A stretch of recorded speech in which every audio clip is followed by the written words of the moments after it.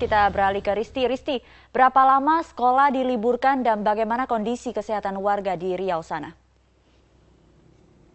Untuk seluruh sekolah, untuk semua tingkatan mulai dari PAUD sampai dengan menengah ke atas ini diliburkan selama sepekan, khususnya untuk di Kabupaten Rokan Hulu di Riau, mengikuti juga beberapa daerah lainnya yang ada di Riau. Dan alhasil dengan kondisi atau juga keputusan meliburkan sementara ini pun, beberapa sekolah yang siswanya sudah terlanjur datang ke sekolah pun akhirnya dipulangkan dan diminta belajar di rumah masing-masing kurang lebih selama sepekan atau menunggu informasi lanjutan, karena memang kondisi libur sementara ini pun sudah berulang kali terjadi di Kabupaten Rokan Hulu. Dan keputusan libur ini pun juga hasil pertimbangan dari dan juga koordinasi dengan Dinas Kesehatan setempat, di mana kondisi kabut asap ataupun pencemaran udara di Rokan Hulu pun ini dinilai semakin memburuk dan menjadi ancaman bagi kesehatan, terutama untuk anak-anak.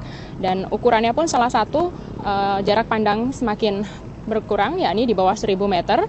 Dan libur sementara ini pun juga seperti saya sampaikan tadi sudah berulang kali diterapkan di Rokan Hulu, menyesuaikan dengan kondisi kabut asap yang terjadi dalam 2 bulan terakhir. Akibat dari pengurangan, orang tua juga mulai khawatir para anaknya ini ketinggalan pelajaran dengan daerah lain karena waktu belajarnya terganggu. Apalagi akibat libur sementara ini, jadwal ujian tengah semester yang sedianya berlangsung pada pekan kemarin sempat ditunda dan rencananya akan dilangsungkan pada pekan ini, namun pekan ini pun sekolah kembali meliburkan sementara. Tapi karena adanya gangguan asap, sehingga UTS-nya ditunda-tunda terus. Bahkan ada sekolah yang sedang UTS, tetapi asapnya terlalu tebal, maka anak dipulangkan oleh sekolah sesuai dengan instruksi. Sementara itu, Sumi, masih dari Rokan Hulu Riau, beberapa warga pun juga semakin mengeluhkan kabut asap yang kian mengganggu bagi kesehatan mereka. Tercatat dari Dinas Kesehatan setempat, ini penderita untuk ISPA saja meningkat untuk selama bulan Oktober ini, yakni ada 4.800-an kasus, sementara untuk asma ada 300 kasus, dan untuk iritasi mata dan iritasi kulit ini masing-masing ada sekitar 500-an kasus.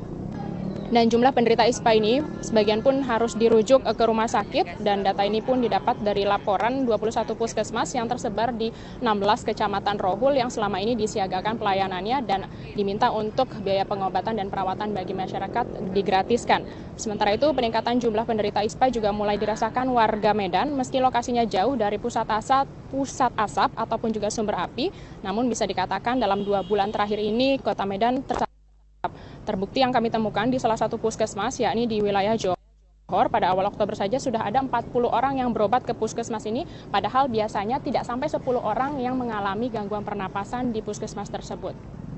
Sumi. Baik, terima kasih Risti Ayu untuk laporannya dari Medan, Sumatera Utara, dan sebelumnya ada Yarnes Foni dari Jambi. Terima kasih teman-teman.